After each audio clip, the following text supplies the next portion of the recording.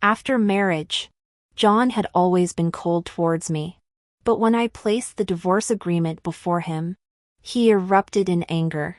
Divorce me to go find him? Don't even think about it unless I'm dead. Later, he really died saving me. On the rainy night after his burial, I unexpectedly returned to a month earlier. John, I whispered, this time, I'll love you right. When I transmigrated back, John was just tearing up the divorce papers I'd thrown at him.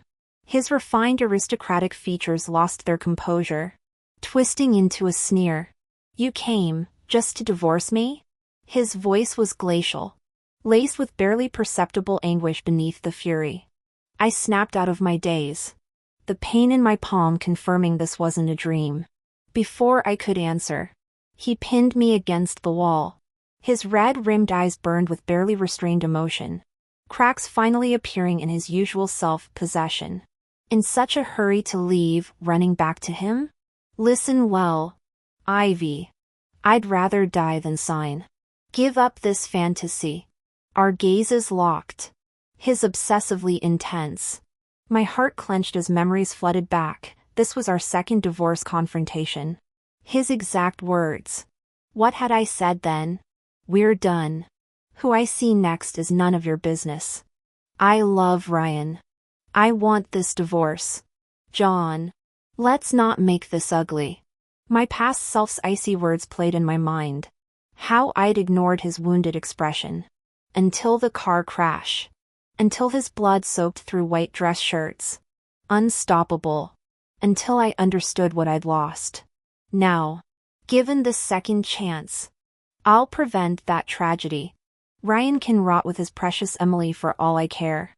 Tears streamed down my face unnoticed during our silent stare.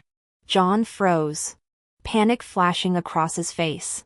After hesitation, his warm thumb brushed my cheek. Ivy, he murmured, voice softening despite himself. Anything but divorce. I'll give you anything. His forced composure stabbed my bleeding heart. How blind I'd been, discarding this man who loved me beyond reason. Chasing that lying moocher instead. I threw myself into his arms, clutching his lean waist. I'm sorry, John. I take it all back. His entire body stiffened. Then came his bitter laugh. He pushed me away, eyes dark with love and fury. Stop playing with me, Ivy. Before I could react, he retreated. I couldn't blame his disbelief, I'd transmigrated back too late. After spewing those cruel words, as dizziness overwhelmed me, his terrified shout echoed, Ivy, why? My heart ached remembering Ryan had been my college sweetheart. The first love my mother forced me to abandon for John.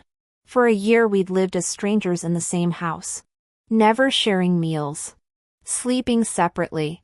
I exhausted every scheme to get a divorce, only to find my estranged husband, John Wilson, adamantly refused.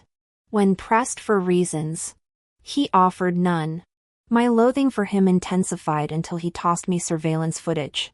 Turned out, my first love, Ryan Miller, had been spending my money, driving my cars, and checking into hotels with other women while holding my hand. He'd smile sweetly at me, murmuring, Ivy, we'll marry the moment your divorce finalizes. What magnificent bullshit. I'd never have believed he'd hooked up with my colleague if concrete evidence didn't stare me back. Their hotel records dated back 2 years right during our passionate affair. Overnight, my first love became the disgusting rice grain stuck to my life. It was then I noticed John acting peculiar. He seemed attracted to me. I jolted awake. Phantom car crash echoes from my nightmare making me tremble. Though autumn chilled the air, my clothes clung damp with sweat. Harsh fluorescent lights revealed a broad-shouldered figure conversing with the physician. Rest assured, Mr. Wilson. The doctor capped his pen. Mrs. Wilson's in excellent health. This high fever resulted from accidental chill exposure. The 4 should resolve it completely. Mrs. Wilson. Me. I numbly absorbed their exchange. Memories overlapping with different hospital scenes after John's death. That same sterile environment. Different white coat uttering frosty condolences, Mrs. Wilson. Our deepest sympathies. Cold walls. Cold people. Colder words. Perhaps my stare burned too intensely. John turned. Those fathomless eyes catching mine. Fleeting luminescence flickered beneath his composed mask as he approached. Each step resonating through my ribs. Water? He extended the glass only after bringing it to my lips. When I nodded silently, he supported me upright with clinical gentleness belying his stern expression. Studying him properly for the first time, the aristocratic nose. Hooded eyes. Sculpted features that could grace magazine covers. I swallowed bitter tears and shamelessly demanded, "Feed me," pretending our earlier awkward embrace never happened. His hand froze mid-air. Dark lashes lifted, revealing strange glimmers in obsidian irises. Our history made this intimacy shocking. I'd always recoiled from his touch. Yet I knew despite his astonishment, he'd never refuse. As I sipped from the rim he held, I gripped his corded forearm. "I don't want divorce papers anymore." Muscles tensed beneath my palm. His arm flexed, relaxed, then released a weary sigh. "Ivy, you handed me those documents yourself. Why should I believe this sudden change?" Karma's bitterness coated my tongue, meeting his razor-sharp gaze. I insisted, "Believe what you will, but everything I've said since waking is truth." My earnest expression never wavered. The fever burned away delusions. "You're perfect. Marrying you should have had me grinning in my sleep. Isn't there a saying? The shore awaits those who repent." I'm repenting. Now. Immediately. John studied me intently. Biting my lip, I pressed my advantage. "Honestly, I've figured it out. I don't want a divorce. I don't want Ryan. I like you." My voice trembled as I clutched the hospital bedsheet. "I know I've hurt you before, but I'll change. Please forgive me. Let's start over." John. John froze, his chiseled features tightening like I'd suddenly grown a second head. The woman who'd begged for divorce papers last month was now shamelessly backtracking, typical me. The next morning, I marched into his penthouse bedroom with my suitcase. Married couples should live together, I declared, plopping my cosmetics on his minimalist dresser. "It's my legal right." His stormy gray eyes tracked my movements. "Ivy, I don't know what game you're playing." The morning light caught the silver strands in his dark hair as he leaned against the doorway. "But remember, this divorce was never an option." Standing on tiptoes, I kissed his stubbled jaw. "Yell at me. Curse me. Just don't push me away again." My lips brushed his ear. "I'm staying." His muscular frame tensed like coiled steel. "Do you have any idea what you're inviting?" His calloused hand gripped my waist, heat radiating through my thin sweater. When I nodded, he swore viciously and carried me to the bed, only to tuck me in like a child. "Sleep. I'm taking a cold shower." For 3 nights. We shared the California King mattress like polite strangers. But when my phone blared Ryan's custom ringtone, that damn Ed Sheeran song I'd forgotten to change, John's expression turned glacial. He left without letting me explain. "Hey, Ivy." Ryan's oily voice slithered through the receiver. "Can you wire me another $20,000? Client gift emergency." I smirked at my reflection, blending contour powder with unnecessary force. Funny. The $400,000 I've already given isn't enough? My gold eyeliner flicked sharply. Or should I ask Emily about these client gifts? Silence. Then forced laughter. "Don't be ridiculous. I'm saving for our future. Baby. Once I get promoted. Here's a better idea." I painted my lips blood red. "Why don't I divorce John and take half the Wilson fortune? Then we'll see who's really committed." The line went dead. Outside, Sunset painted the San Francisco skyline in betrayal hues. I pocketed my phone. Determination crystallizing. Time to prove where my loyalties lay with the husband who thought me faithless. And the family name I'd nearly destroyed.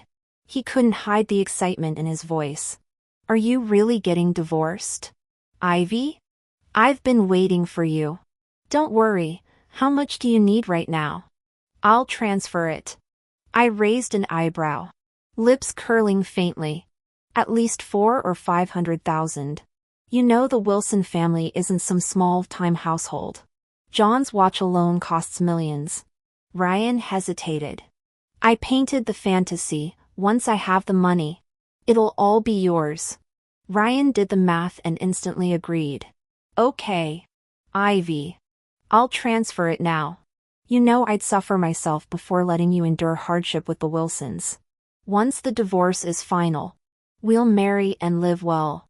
The bank notification chimed immediately. I glanced at it. A cold smile twisting my lips. Great. I need to get to work. We'll talk later. Hanging up. I felt a dark thrill. Using my car and my money to chase women? I'll make you vomit every penny you swallowed. I never expected to run into John, who doubled back and now leaned against the wall. Face stormy. He'd clearly heard everything and misunderstood completely. Spotting me, he shot me an icy glare and turned to leave. Shit. My big mouth had struck again. John. Wait, it's not what you think. Let me explain. He halted abruptly. I nearly collided with him as he spun around. His frigid gaze raking over me. A bitter, mocking smile appeared. Explain what? That you're divorcing me to split assets and run off with Ryan? Or, no, none of that. I blurted, shoving my phone at him. Look, I scammed the money back. I never wanted a divorce. It was all a ploy. Scammed? He eyed me skeptically. I nodded. Ryan's a leech. He borrowed 400,000 from me. To cut ties cleanly. I needed to reclaim every cent. Letting him spend my money made me sick. I raised my hand solemnly. From now on, he walks his path. I walk mine. I mean it, John. He studied me, conflict flickering in his eyes before his expression shuddered. I exhaled, crisis averted. Seizing the momentum, I decided to quit my job that very day. Remembering the morning's drama, I swapped cars. The office buzzed with Emily's admirers the moment I entered. Emily. You're so lucky. Perfect family. Gorgeous devoted boyfriend, we're dying of envy. Thanks for the treats. 5-star hotel pastries are divine. I slid into my desk unnoticed. Emily strutted over like a peacock preening. Ivy. Want a taste? These aren't for just anyone. I looked up. Amused. Ever since learning Emily was Ryan's latest affair, her antics felt tragically comedic. Ryan's playbook never changes. His damn brisket sandwiches used to charm me too, same recycled romance for every girl. When I didn't take the bait, she sneered. What? Think this is a regular sandwich? It's a specialty from Eurasia Hotel's breakfast menu. People like you couldn't even buy it. I smiled blandly. True. Brisket sandwiches are their signature. But isn't the full version supposed to include truffle and Iberian ham? Though you're right, I don't eat such basic versions. The room froze. Emily flushed, unprepared for my knowledge. She scoffed. Since when does a small business heiress afford 5-star breakfasts? Small business? Oh, just a few billion. My grin widened as her face darkened. I'm not rich. But my ex bombarded me with these until I got sick of them. Before Emily could retort, her lackey Lu Jing snapped. If your ex was so wealthy, was he richer than Emily's boyfriend? Enough. He's an ex-boyfriend. No need to bring him up anymore. We all know Emily was born with a silver spoon in her mouth. How could you possibly compare yourself to Emily? Someone was eager to play the hero, which naturally pleased Emily.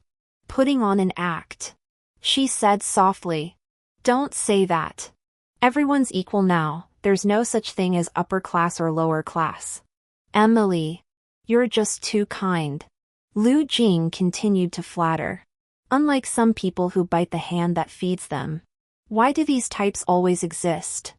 I smirked coldly, sipping my coffee. "Lu Jing, if I didn't know better, I'd think Emily fed you something special. Why the rush to pledge loyalty?" "You." Lu Jing flushed crimson, snarling, "No wonder Ryan dumped you. You deserved it." My expression darkened at the mention of Ryan. Emily sat primly nearby, seizing the chance to mock me. "Come on, Ivy. Lu Jing was just joking. Why take it so personally? With that attitude, no one could stand you." I met Emily's gaze with icy disdain. "All bark and no bite. If you two are so close, why not let her joke about you instead?" "You dare call me a dog?" Emily shot up, finger jabbing at me. "Cross me today, Ivy, and I swear you'll be fired by tomorrow. Manager Liao is my aunt, and the CEO has partnered with my father for decades. TSK TSK.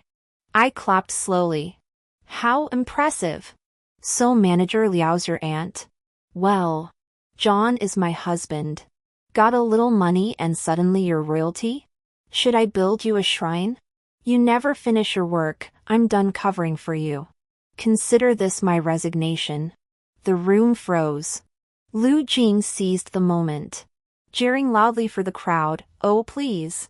Everyone knows the CEO of Wilson Corp is single, millions of women are after him. You think you've got a chance?" Emily sneered. "The Wilson family barely acknowledges my family after years of effort. Who'd believe your delusions?" Snickers rippled through the room. "Pathetic." Someone muttered. Heels clacked sharply as Liao Qiu stormed in. "What's this noise? Get back to work." Emily rushed to her aunt. "Manager Liao. Ivy says she's quitting over too much work." Liao Qiu adjusted her glasses. "Resigning?" "Yes. Do you know housing prices? About $9,000 per square foot. Do you own property?" "Yes." "How many units?" "Over a dozen domestically." Liao Qiu smirked. "Any mortgages?" "None." "Any cars?" I slid my Maybach keys onto the table. Emily snatched them up. "You drive a Maybach? Must be rented. You've always had that junker. Borrowed it just for you." I grinned. "Touched?" Liao Qiu shot Emily a warning glare before turning to me. "Last question, do you feel financial pressure?" I paused. "Well, not earning as much as my husband, I suppose." Liao Qiu leaned in triumphantly.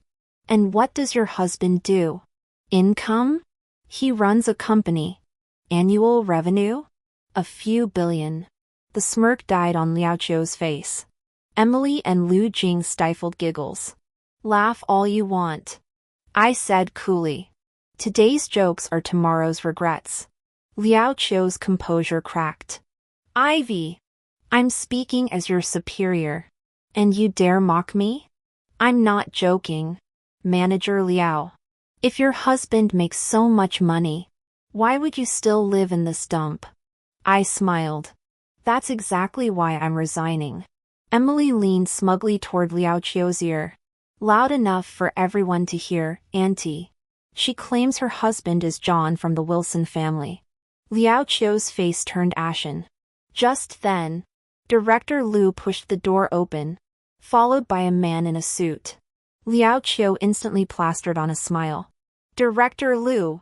Director Lu nodded, then turned respectfully to the man behind him. "Assistant Yang. Who are you looking for?" I frowned, wondering when our company had an Assistant Yang, until he strode directly toward me under everyone's gaze. Keeping my voice neutral, I asked, "And you are?" The man flashed a polished smile. "Good afternoon, Mrs. Wilson. I'm John's assistant. Young Jin. Ah. The grand humiliation scene had arrived. I straightened. What brings you here? Young Jin's eyebrow twitched. John noticed you left your phone at his place this morning. He asked me to deliver it so you wouldn't be inconvenienced. He extended the device. Emily couldn't contain herself. She edged closer, whispering, "Excuse me. When you say John, do you mean John Wilson of Wilson Holdings?" Liao Qiu shot her a withering glare, clearly mortified by her niece's lack of tact.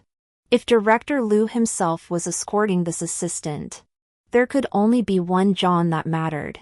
I accepted the phone with a bland smile. "Thank you, Young Jin." "My pleasure, Mrs. Wilson." Pulling out my pre-written resignation letter, I handed it directly to Director Liu. Both Liao Qiu and Emily looked like they'd swallowed lemons. Director Liu chuckled nervously. "We've failed to retain exceptional talent. I'll have HR process Mrs. Wilson's departure immediately." I nodded, turning to Young Jin. "Could you help me clear my desk?" "Of course." As Liao Qiu slunk away with Director Liu, the office froze in stunned silence. Emily stood rigid, face flushed. Colleagues who'd mocked my delusional crush on a billionaire now gaped, equal parts envious and chastened. When Young Jin finished packing, we headed for the door. I paused, remembering one last detail. Turning, I locked eyes with Emily. "You've been riding around in your boyfriend's new car lately. What's it to you?" she snapped. I smirked, just wondering how comfortable my backseat is. Emily's eyes bulged. "Ivy, you're insane. Check the vehicle registration." "Impossible," she shrieked. "Ryan said his father bought it." I snorted. "Funny. I don't recall birthing a 30-year-old son, though when he begged me to help his career, I took pity." Emily turned pea-green. The office princess who'd flaunted her wealthy beau now realized her Prince Charming was a glorified Uber driver. I savored the moment. "Let's go, Young Jin." That evening, John typed reports at his laptop while I giggled beside him at a reality show. He tapped on the keyboard casually asking, "Secretary Young mentioned you resigned today?" I closed my phone and leaned closer to him. "Quit when I didn't feel like working anymore." Ever since transmigrating, I'd developed this habit of sticking to John like glue. "Any plans?" He glanced sideways, his fathomless dark pupils reflecting my figure with deceptive tenderness. My heart skipped a beat, staring at his chiseled profile. A scheme began forming. I flashed a radiant smile. "Secret." John probably never dreamed he'd find me at the reception desk the next morning chirping, "Good morning, Mr. Wilson." He froze, brows knitting after 2 full seconds as icy eyes locked onto me. I wrinkled my nose discreetly, sticking out my tongue when no one looked. "Surprise!"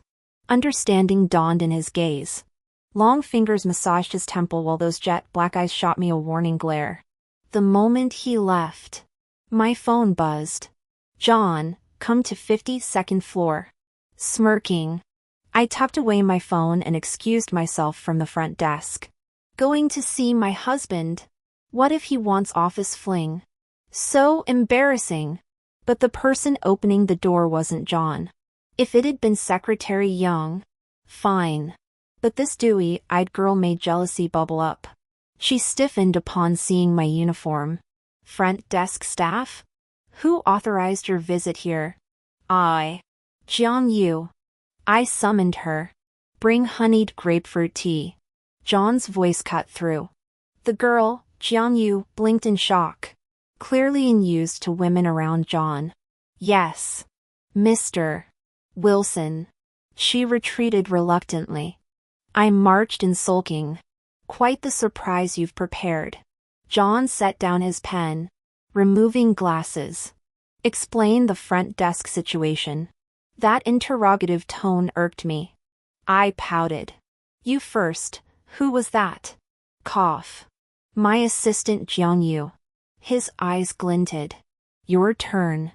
I batted eyelashes pitifully. Wanted to be near you, you're always working. Wilson Corp only had front desk openings. His sigh coincided with Jiangyu's return. Mr. Wilson. Your tea. Leave it. She shot me curious looks before exiting. The tea tasted perfect, he remembered my preferences. His hand settled on my waist, massaging as he deadpanned. Since you're my employee now, work seriously. I giggled, poking his kneading fingers. Does Mr. Wilson pamper all staff like this? His ears flushed crimson. Gulping the tea, I stood and patted his shoulder affectionately. Thank you, Mr. Wilson. I should get back to work now. If my supervisor catches me slacking off on my first day, I might not need to come back tomorrow. I straightened my uniform and sat down. Emily from the adjacent desk called out. Ivy. Someone from Morgan Holdings is here. Go greet them. Nodding, I checked my appearance before heading to meet the visitors. As I left, I overheard, Emily. Aren't you being too harsh? Everyone knows Morgan's the toughest account. What if Ivy quits tomorrow? Don't say that. I'm simply teaching her. If she quits, this industry isn't for her. Our reception desk requires more than just a pretty face. Unbeknownst to them, the Morgan representative happened to recognize my connection to John. Forget making things difficult, they wouldn't dare show me anything less than perfect courtesy. For several consecutive days, John had been summoning me to his office during lunch breaks. Today, finally confronted me. Where do you keep disappearing at noon? I haven't seen you eat all week. Flustered, I stammered out an excuse. At midday, I texted John and dutifully followed him to the cafeteria. Ryan tactfully suggested, perhaps Mr. Wilson should inspect our employee dining facilities? The diplomatic proposal preserved corporate decorum while accommodating personal interests. John lifted his gaze, frosty eyes revealing faint approval beneath the stern facade. When the CEO strode into the cafeteria, all conversations ceased abruptly. I looked up from my meal, stunned to see the imposing figure in the doorway. Nearby, female colleagues whispered excitedly, "It's Mr. Wilson. We're so lucky today. Is he actually eating here?" Our eyes locked across the room. I arched an eyebrow, allowing a faint smile. John rubbed his nose, approaching until he paused 3 meters away beside a male employee. "What's your opinion of the cafeteria food?" he abruptly asked. The startled man shot upright. Mr. Wilson. It's. His stammering triggered widespread laughter, including his own embarrassed chuckles. John nodded impassively. Good. Resume your meal. As predicted, he eventually stopped beside me. Arctic blue eyes softened unusually as he cleared his throat. How's today's lunch? Maintaining composure, I answered. Quite good. Secretly amused by his formal pretense. My husband noticed my suppressed mirth, intensifying his serious demeanor. Employees may voice concerns directly to management. I pretended to ponder before meeting his obsidian gaze. Expensive? The bold response stunned the room. Someone murmured, "That rookie's got guts." Expensive? John repeated. I nodded. The meals cost too much. My monthly salary's $7,000. But food alone takes over $1,000. Sympathetic glances surrounded me, colleagues mentally noting the newbie's audacity. To everyone's astonishment, John turned to Ryan. Mr. Miller, reduce all menu prices by 50% starting tomorrow. Have samples brought to my table. The cafeteria froze in disbelief, since when did the uncompromising CEO become so approachable? As Ryan hurried to the serving counter, John settled at the adjacent table. Carry on with your meals. Throughout lunch, I collected countless envious stares. Colleagues later marveled. Ivy. You're so lucky. Mr. Wilson basically dined with you. I forced an awkward laugh, muttering to myself that he truly was just accompanying me for dinner. Unfortunately, Jiang Yu happened to approach and overhear. She first glanced at the speaking woman before shifting her frosty gaze to me, scanning me up and down like merchandise being appraised. Suddenly, she smirked, her eyes glinting with mockery. This Jiang Yu was clearly trouble. Never underestimate a woman's intuition. Lifting my chin arrogantly, I met her gaze with a victorious smile. 3 days before December's end, snowflakes began swirling through the air. I took a day off work with John accompanying me to celebrate my mother's birthday. To my shock, Ryan stood in our doorway when we arrived. Did I open the door wrong? I muttered. Since cutting contact after confronting Emily, I'd blocked Ryan's number and avoided him at work. Now the three of us stood frozen in awkward silence. Ryan recovered first, strolling to the kitchen with familiar ease. "Auntie, Ivy's home," he called. John and I finally entered with our gifts. My mother rushed from the kitchen, flustered upon seeing John. "Why is he here?" I whispered, still under the illusion I loved Ryan. She anxiously explained to John. "I didn't invite him. He showed up unannounced with gifts. After what happened between him and Ivy, but I couldn't leave him outside." She remained unaware of Ryan's 2-year-old betrayal. John nodded calmly. "It's fine, Mom." Furious, I glared at Ryan. "Who are you trying to humiliate today?" I scoffed, leading him aside while John sat drinking tea with my father, his gaze periodically drifting our way. Alone with me, Ryan's expression crumpled. "Ivy, I'm sorry," he rasped, reaching for my hand but finding empty air. "You blocked me everywhere. This was the only way." I stared at the man I'd once loved desperately, now feeling nothing. Watching snowflakes kiss the window pane, I spoke with glacial detachment. "Just answer me truthfully, Ryan. When did things start with Emily?" His throat worked. "Not long after we met." "Liar!" I whirled on him. "You're still lying." Panic flashed across his face. "After your marriage. I couldn't stand seeing you with John." Emily meant nothing. My bitter laugh cut him off. "Why would I marry you?" Contempt dripped from every word. "Did you forget Mia Hotel belongs to the Wilsons? The system logs every room you and Emily booked, dates, frequency, everything. Still want to lie?" Ryan paled.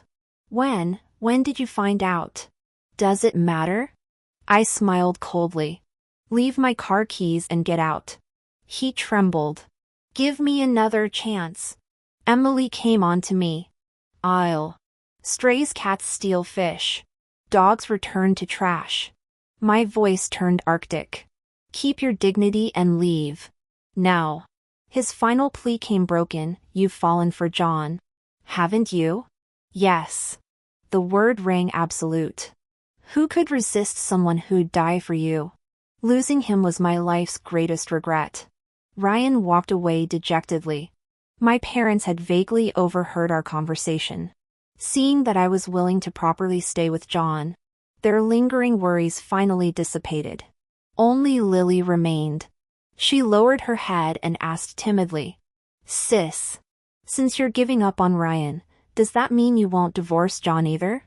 I knew Lily had always hoped I'd rekindle things with Ryan because she harbored feelings for John. But now, "Lily, you should call him brother-in-law," I said. After returning home, I noticed a distinct shift in John's demeanor toward me. He stood behind the wet bar, his gaze smoldering as rich red wine swirled seductiously in his glass. "Care for a drink?" The invitation carried velvet undertones. With a coy smile, I took his glass and drained it in one gulp, my crimson tongue darting out to moisten my lips. "John, I have a secret to tell you. We found ourselves in the bedroom, clothes scattering across the floor like fallen leaves. When our frenzied passion finally subsided, John's eyes burned crimson as he rasped, "Ivy, why didn't you tell me it was your first time when I massaged my aching waist, tear tracks still glistening on my cheeks. How was I supposed to know you'd go at it like a wild animal?" He squeezed his eyes shut before gathering me into his arms. "I'm sorry. I lost control." The frantic thudding of his heartbeat pulsed against my ear. "It's fine. I liked it." New Year's Eve brought the Wilson family's annual gala. The entire Portman Hotel had been reserved for company staff. To reward their year's contributions, John handed out generous red envelopes and announced an extra paid holiday with triple pay. Beneath dazzling crystal chandeliers, clinking glasses and boisterous laughter filled the air. The endless toasts left me lightheaded. When I finally stumbled toward the restroom, Huang Ying's teasing voice followed me. "Look at Ivy. She's completely wasted." Our table erupted in laughter. Though we'd worked together for 2 months and developed camaraderie, Fong Wei couldn't resist adding, "She's still young. Not like us seasoned drinkers." "Who says I can't hold my liquor?" I slurred indignantly. Fong Wei snorted. "Listen to that slurring. Classic lightweight." Zhou Bingnan, our front desk supervisor, intervened. "Ivy, maybe you should rest. This wine has a strong delayed effect." Before I could respond, Fong Wei crowed, "Oh ho! Our supervisor's getting protective. Got a crush on Ivy?" Zhou's face flushed beet red. "Don't spread nonsense. People will misunderstand." My head swimming, I mumbled something about using the restroom and staggered away. Leaning heavily against the corridor wall, I nearly collided with Jiang Yu emerging from a stall. Her meticulously contoured face twisted into a sneer as she blocked my path. "Ivy," she spat, examining her manicure. "I saw your personnel file. With your qualifications, why settle for being a front desk girl?" The hand dryer's roar filled the tense silence as I studied my trembling fingers. When I didn't answer, she leaned closer, venom dripping from her words. "Is this all just a scheme to get close to Mr. Wilson?" She smiled faintly, her eyes glistening with feigned pity. "Do you have any idea how many people admire John?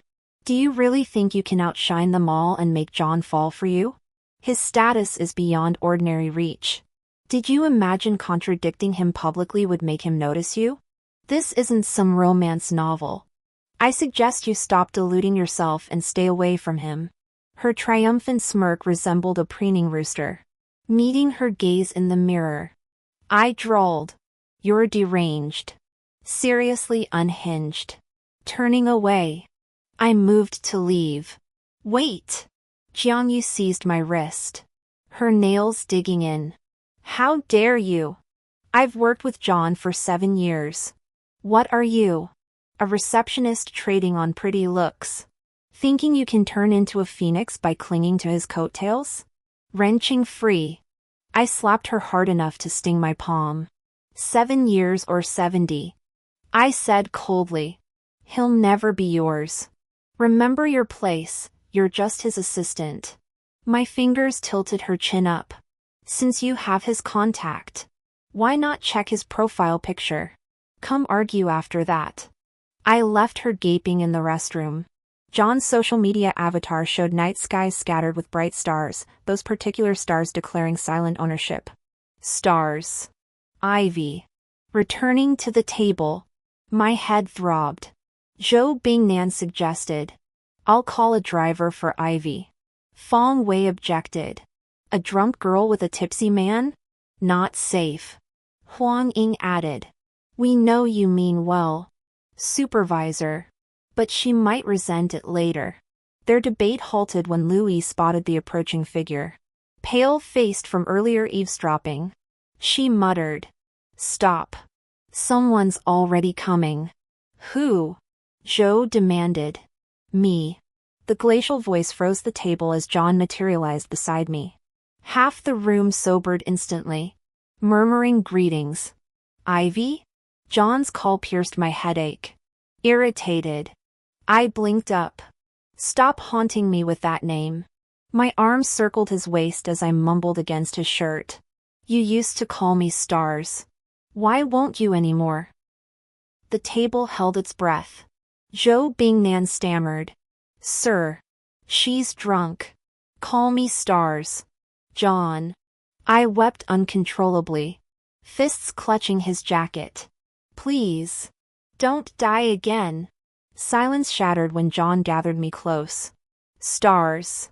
He murmured into my hair. I'm here. Lifting me effortlessly. He carried me out, leaving stunned whispers in our wake. At this moment, I was curled up in John's arms, crying bitterly, gazing at the coldly elegant man before me. I traced his features with trembling fingers, memories of his deathbed flashing through my mind. I'm sorry, truly. I never knew how you felt. Thank you for loving me. But next time, don't save me again. My words spilled out in a daze, barely coherent. John's brows knitted tighter. Suddenly, his pupils constricted as if realizing something. Ivy, he whispered, lips barely moving against my forehead. After I died, did you live well? I stopped crying, nodding mechanically before finding my voice. Yes. I kept my therapy appointments like you wanted. Ate proper meals. My hands fisted in his shirt as old grief resurged. How did I die?